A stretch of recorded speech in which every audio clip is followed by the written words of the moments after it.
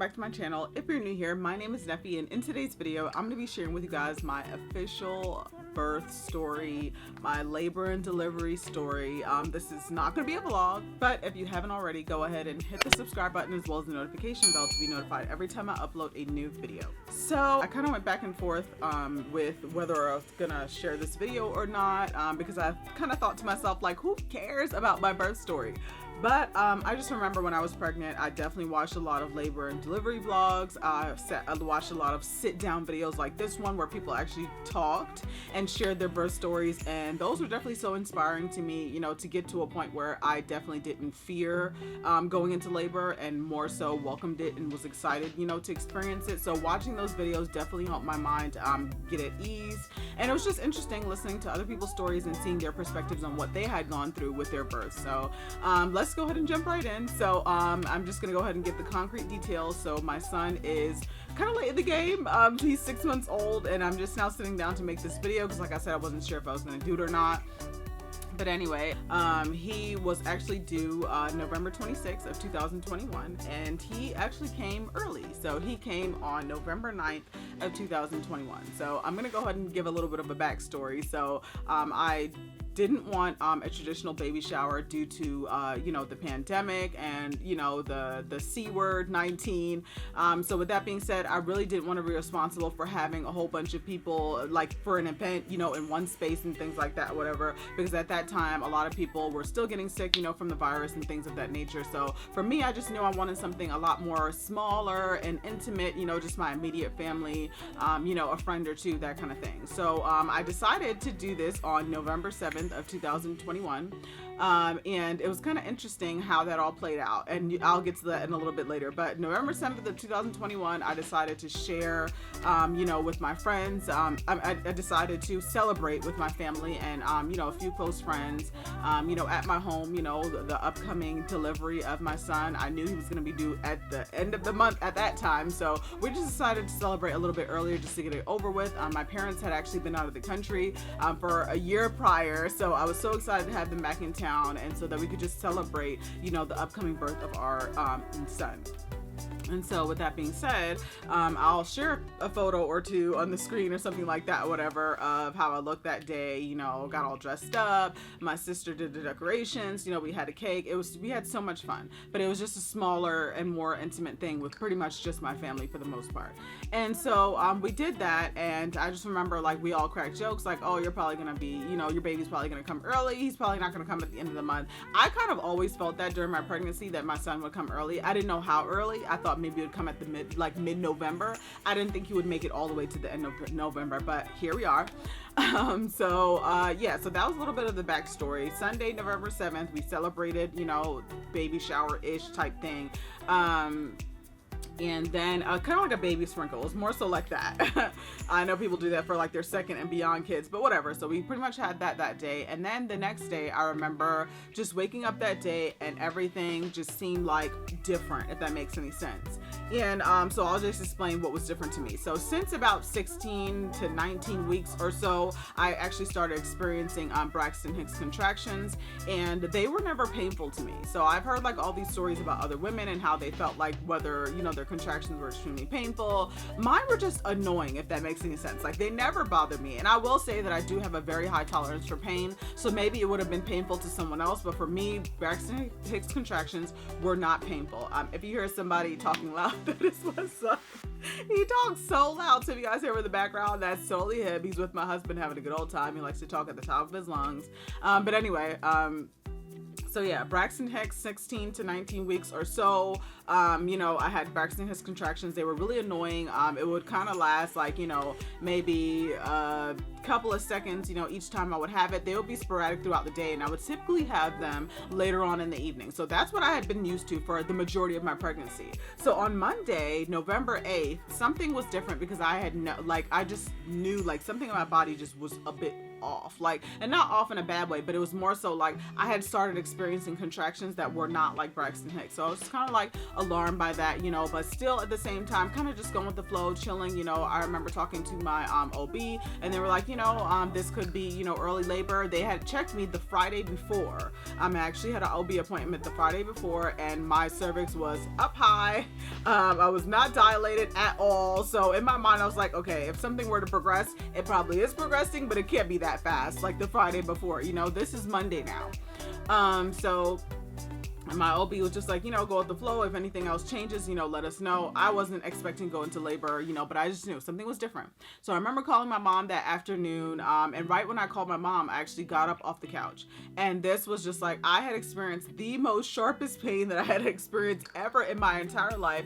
And it was like, it was just really sharp. I can't really explain it other than that. Just like a sharp stabbing pain, like in my uterus area. And I was just like, okay, that was not anything that I had ever experienced my whole pregnancy. So I remember calling my mom like, hey, this is what I experienced. And she was like, you know what, to be honest with you, when I saw you on the weekend, I just felt like you were going to go into labor this week. And I remember laughing because I was like, yeah, okay, he's not due for another couple of weeks. But we all know that babies come when they feel like it. So I knew that he was probably going to come early. I just wasn't sure when. Like, nobody's sure when their baby's going to come unless you're going to be induced. So yeah, I remember telling my mom that, and she was like, you know, just relax, don't do anything strenuous for the day, make sure you're hydrated, you get some food in your stomach, you know, move around and things like that. I have 8 brothers and sisters, so my mom's been on this rodeo a lot of times, and so she's been my go-to person my whole pregnancy. Any question that I've ever had for her, like, she's had something to give me as far as like some advice or experience. And so, yeah, I just remember getting off the phone with her, like, laughing it off, like, yeah, you know, whatever. I'm pretty sure today's not the day that he's going to come, but whatever. It's neither here nor there.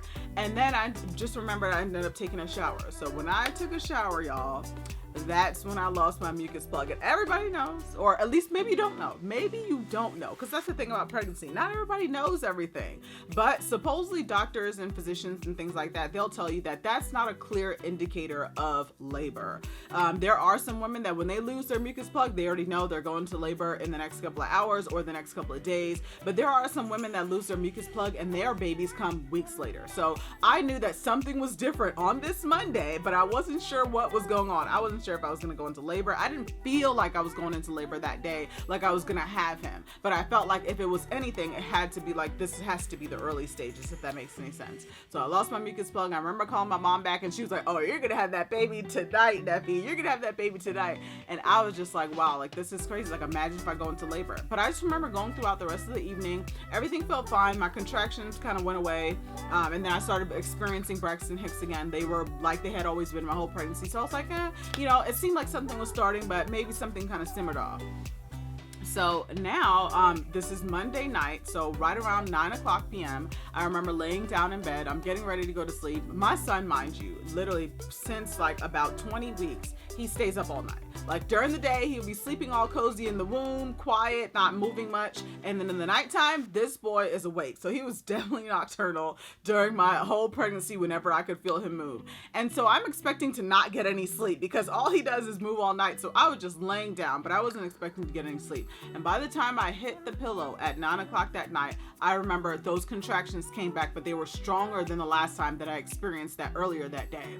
So this wasn't Braxton Hicks anymore. 9:00 p.m. Monday, November 8th. This is when I experienced more stronger contractions than earlier that day. And I just remember them starting to get painful. Now, mind you, like I said before, I have a very high tolerance for pain. So at this point, even though they are really getting more painful, I'm still not like on my deathbed. Like I'm okay, like nothing's bothering me. No screaming, no crying, no nothing, like no extreme discomfort. I feel the pain, but if anything, if that makes any sense, like I'm just good, like I'm okay. And so, my husband was just like, oh, do you think like, you know, do you need to go to the hospital? And I was like, I honestly don't feel like that. I think I'm just going to sleep this off and just see how I feel in the morning. So that's exactly what I did. That night, my contractions were 7 minutes apart. And my doctors had told me wait until they're 5 minutes apart, lasting 1 minute or less each. So I was waiting for that, you know, and they just stayed 7 minutes apart that whole night. They were not Braxton Hicks. These were the real thing, the real deal. But I still was able to get a little bit, like I could get a little little bit of shut eye. I won't say got a good rest, but I got a little bit of shut eye that night. So I remember waking up the next morning. I feel like I woke up really early that morning. I had to be up around 6:30 or 7 that morning. Honestly, that's when my son would stop moving for the night, and that's when he would go to sleep. He was totally nocturnal. Anytime the sun would come up, that's when he's sleeping sound in my stomach, and then during the night he's up all turning and twisting and playing and kicking and doing all those things and stuff. So the next morning, my contractions subsided, and I was just like, what the heck? Like, what is going on here? So the Monday, I experienced my first real set of contractions, but they weren't consistent, and then that was that. And then towards the evening, they did get consistent, lasting 7 minutes apart. But then I was able to just, like I said, get a little bit of shut eye, then woke up the next day. And I don't really even remember having Braxton Hicks that much that morning either. So it was kind of like I really just wasn't experiencing anything. But by noon, y'all, things had picked up, and I was just like, okay, something is happening here. Something is different. I know that things had been going on from Monday, so I'm sure that was my early labor stage, like in my mind right now, in my mind back then, that's what I was thinking. But Monday probably was my early labor stage, so I'm for sure by Tuesday things are picking up. By noon on Tuesday, my contractions were 5 minutes apart, and that's when I was like, okay, well, you gotta get your bags, sis. I had been packing my bags for weeks, but I'm kind of those people that wait till the last minute to do stuff sometimes, so I had been packing them, but I wasn't done. So at this point, I was like, okay, I gotta pack my bags. I remember calling my mom, I was calling my husband, and I was just like, I'm pretty sure today's the day. I'm not sure, but I know my contractions are 5 minutes apart and they're not stopping. So I remember calling my OB, and they were just like, this sounds like labor to us. You have two options. You can stay at home, you can labor for as long as you want to, or you can head over to the hospital now. In my mind, I was like, I have a high tolerance for pain. I'm surviving. I'm not crying. I'm not screaming. Nothing is really going on with me at this point mentally, and emotionally, I know I'm in pain. I know these contractions are real and they're consistent. So I started tracking them on my phone, and they stayed 5 minutes apart for an hour. So I was like, okay, I'm gonna do what I do. I'm gonna finish packing my bags. I'm gonna take my shower, and then I'm gonna go from there. So that's exactly what I did. And then I remember my husband came, and then he finished packing his bags. We got the baby's bag ready, and I would say between noon and 6 o'clock is when my contractions went from 5 minutes apart down to 2 to 3 minutes apart. And at this point, I was just like, oh my gosh. So we were like running out of the door at this point. I was just like, okay, we definitely need to go to the hospital, because I absolutely cannot be the person that has the baby in the car. The hospital is about 18 minutes from our house, so I knew we were gonna be on the road just for a little bit, not long, but I mean, hey, laboring in the car for 18 minutes probably will seem like an hour or plus at that time. So I was like, okay, let's go. We got to go now. So I think we left the house around 7:15, if that makes any sense. And then at this point, as soon as I got to the car, that's when they really that's when I feel like they got the most painful that they had ever been since the Monday. The Monday I started feeling real contractions. Tuesday they came back, they were stronger, but by the time I got in my car to drive to the hospital, that's when the contractions were like super heightened. I didn't know how much more, painful they were gonna get, but at that point they were like seriously painful. And it felt like Braxton Hicks was just a squeezing and tightening of my stomach.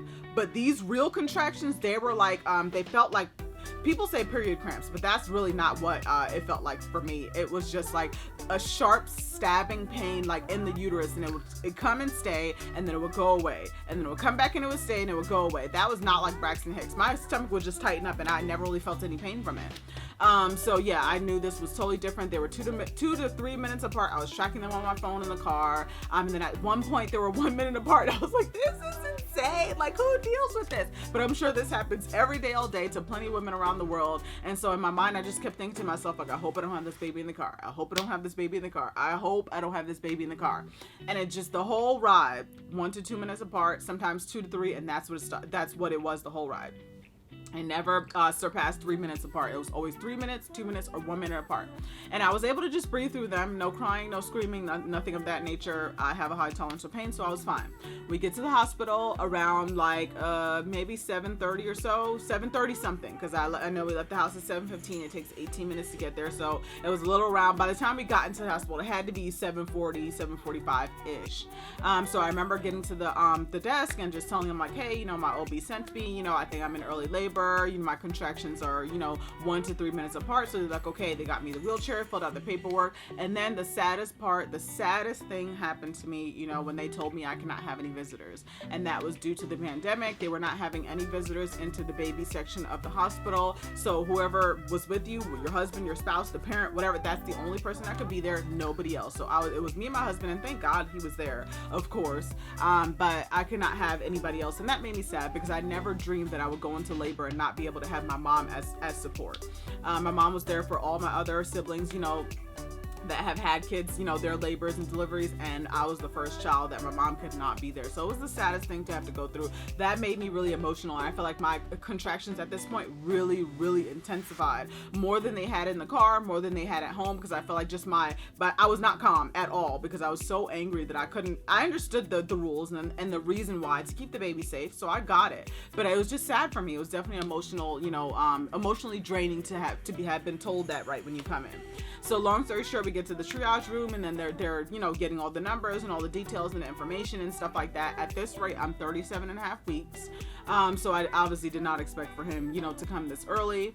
And then they ended up checking my cervix to see how far I was dilated. And at this point, I was 6.5 centimeters dilated. And I was just blown away when she told me that. Because I'm like, here I am just chilling at home for 2 days, and then 6.5 centimeters dilated. I've watched so many labor and delivery stories. I've watched so many birth vlogs. And a lot of times they say once you get to like 7, 8, 9 centimeters, that's when things start getting crazy. People start screaming, crying, killing everybody because they're in such pain. And for me, I'm just here, just breathing in and out, breathing in and out, breathing in and out. That's all I did the whole time. I couldn't really talk that much. Like it was a mental thing for me. Like I had just had to inhale and exhale, and that's how I was able to get through all my contractions. And so my husband had to answer a lot of the questions because I really was just like mentally just trying to control, the pain.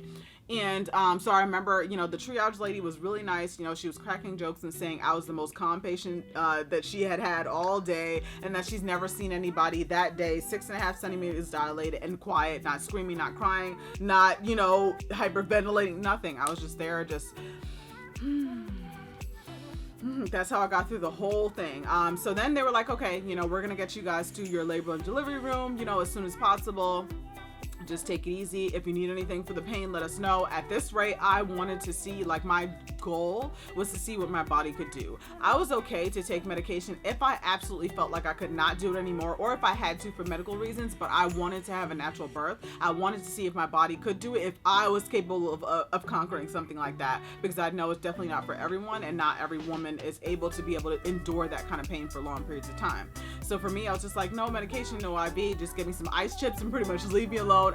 We're just in the triage room, just waiting to get in our labor and delivery room. So they finally come in, tell us, hey, we have a room, we're going to take you up, and literally they were pretty much telling me, like, just expect to be here for a while. We know you're 6.5 centimeters dilated, but it's probably going to be a long time before your baby comes. That's pretty much what they were telling me. So that's what I was expecting. I had never done this. This is my first rodeo. I don't know what's going on here. I'm just going with the flow and experiencing what I'm experiencing. I don't know what I'm getting into. Like, I'm a deer in headlights at this point. I've never had a baby before. I'm a first-time mom, so I'm just listening to the doctors and the nurses, and they're like, just it's fine, take it easy, keep doing what you're doing great, whatever, you're handling contractions so well. So they wheeled me up to the labor and delivery room. My husband was able to get our bags, and he was able to go get some food real quick. And then, so I would say right around this time, it's like, it has to be like 8:25, 8:30 by the time we get up to our labor and delivery room. And so then my nurses come in, and they all greet, me and things like that, and kind of prep me for what's going on. They give me a birthing ball. They give me like some, they give me like a chart to tell me like different positions that I can be into labor. They told me, like, pretty much just do what you feel, your body is able to do. And, let us know if you need anything, because you'll probably be here a while. But like I said, right now we're 8:25, 8:30. And they're like, oh, you're probably gonna have your baby late on tonight, maybe early in the morning, and maybe afternoon. Just kick your feet up, you'll be here a while, turn off the lights, get comfortable, that kind of thing. So that's what I'm thinking. I'm like, okay, I'm just gonna be dealing with these contractions. I'm just gonna be in my element. I'm gonna focus on that and not focus on timing or anything of that nature.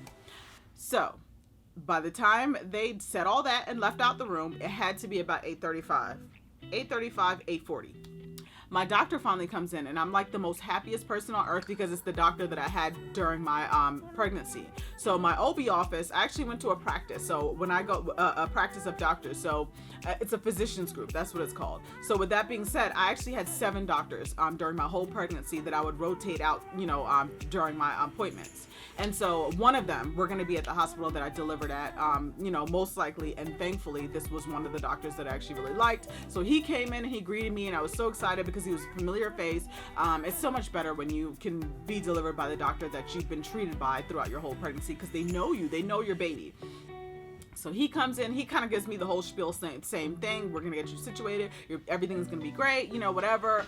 Just do what you're doing. You're doing so well. You're taking the contractions really well. I'll be back. We're going to check on you in an hour, that kind of thing. Like, nobody's in a rush here. They're making it seem like I'm going to be in labor forever. And maybe that's the norm for first-time moms. So that's what we were expecting.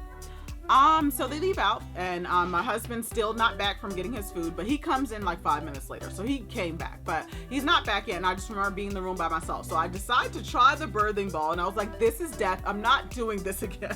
This is terrible. That was not comfortable. I see a lot of women on YouTube, all the videos that I've watched, and all of them are on birthing balls. And for me, I got on and I was like, this ain't for me, sis. I'm not doing this. So I got off the ball and I was like, I'm just going to walk around. That's what felt good for me.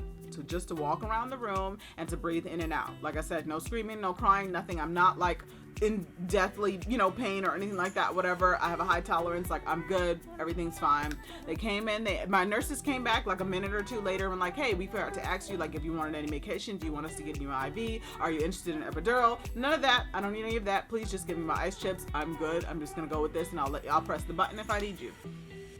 So by the time I say all of that, it had to be about 8:41 or 2, something like that. It was before 8:45, because I remember what I'm about to say next. I remember looking up at the clock, and it was 8:45. So it's not 8:45 yet. So it had to be between 8:40 and that time.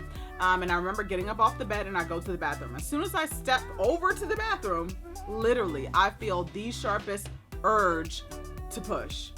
And it's like, my body just did it. It's not like I was pushing or anything like that. My uterus just contracted, and eventually, like, I felt my body just pushing. And so that's when I was just like, okay, something's happening. So I walked back over to the bed to press the button for the nurse, and then my husband walks in with his food, and literally the nurse comes in. She's like, hey, and I was like, I honestly feel an urge to push. And she was like, oh, okay, we'll see. We're probably progressing along. Let's check you to see how far dilated you are. At this point, they checked me, and I'm 9 centimeters dilated. So I came in at 6.5, and literally about 45 minutes later, I'm at 9 something, and she's just like, okay, so I'm gonna go ahead and get the doctor and see what he wants to do. So she steps out the room. I look up at the clock, it's 8:45.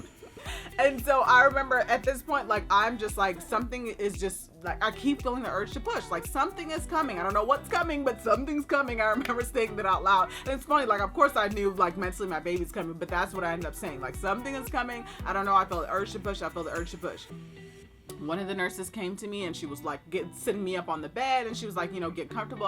What position do you want to be in? That's best for you. And I remember just being on my back. Like, I could do nothing else at this point. I had plans to like labor standing up and labor squatting and labor, like, I could do nothing else but just lean back. And I was just like this, like on the bed, like, oh my gosh, just breathe in, breathe out, breathe in, breathe out. That's all I was doing. Quiet, just that's all I was doing to get through the contractions and pushing. Like, my body was still pushing at this point. Like the urge to push, if that makes any sense. And then, so the nurse, after she sits me up on the bed, she's like, to be honest with you, you just stop, just don't push. Don't push, don't push, don't push. Wait for the doctor. You have to wait for the doctor. It's not going to be dangerous if the doctor's not here and your baby comes down. Wait for the doctor. Please do not push. Don't push. And that's the first time this whole night that I had screamed. It wasn't even a cry. It was just I screamed because it was the most painful thing ever to not push. I was trying to be a good patient here and like not push like they said, because they said I had to wait for the doctor. And I was like, I cannot not push. I can't not push, if that makes any sense. And let me know in the comment section below if you know exactly what I mean when you say you could not push. Like, how do you control this? I could not do it. I tried and tried and tried, and that was painful. Nothing was bothering me up until this point. Of course, I was in extreme pain, but nothing bothered me up until the point where they told me not to push. That's when it hurted so bad that I couldn't take it anymore. And I just remember screaming like, no, like, I can't, like, it hurts. And then, so at some point I was like, I can't do this. I just have to push. So then I just let my body do it naturally. I got through 4 pushes and my baby flew out. By this time, the doctor's already in the room, thankfully. My husband's in the room, thankfully. All the nurses are in the room, thankfully. But literally 4 pushes and my baby flew out. And I was just like, this is the most craziest thing that I've ever experienced in my entire life. Y'all told me to kick my feet up and I was gonna be here a while. And look, my baby said, nah, I'm coming down today. It's time right now. It's happening. And so he literally flew out. And the funny thing is, we didn't vlog any of this because this wasn't something that was planned. I didn't expect my baby to come this early. And then at the same time, just going through it all, I could care less about a camera. So I didn't vlog any of this. But my husband was able to get on his phone the 3 minutes, three minutes that it took for my son to come down. So between the first push and the 4th push, it took 3 minutes and my baby was out.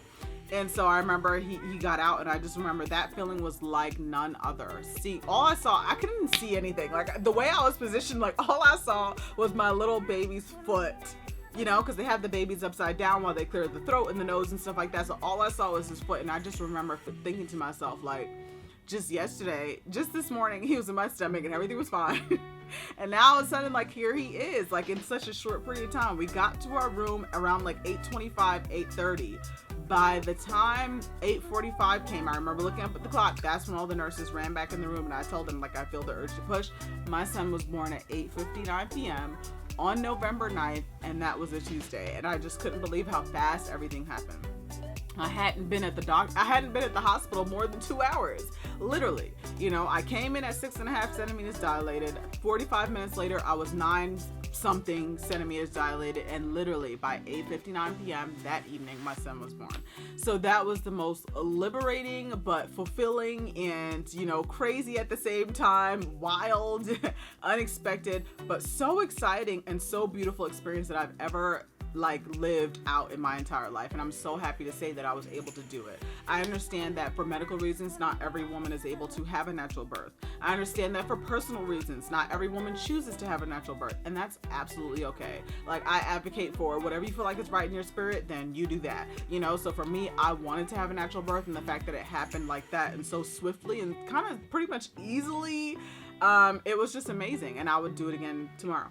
You know, so thank you so much for watching. That is my labor and delivery birth story. You know, my son, obviously, like I said, he came early, and I don't regret it. I was so happy, you know, with the extra time that I was able to get with him, because technically if he would have came on time, he would have been in my stomach for a few more weeks. So it was so great, you know, to be able to meet him for the first time. My son was born at 6 pounds even. He was about 19.5 inches. And so he was just like the perfect bundle of joy, still is at 6 months. You know, he's so healthy, he's so happy.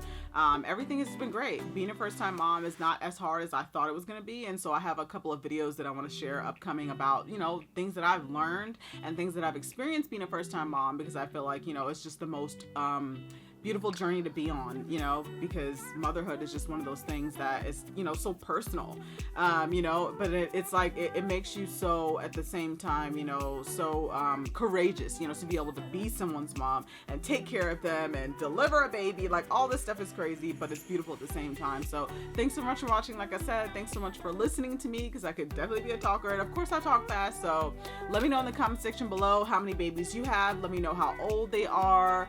Tell me a little bit, share with us some snippets of your baby's delivery stories and things like that. We'd love to hear about it. I love to hear about it. If you have channels and you have shared mom content, then let me know in the comment section below so I can check out your channels as well. If you haven't already, go ahead and subscribe to my channel, and I will see you guys in the next video.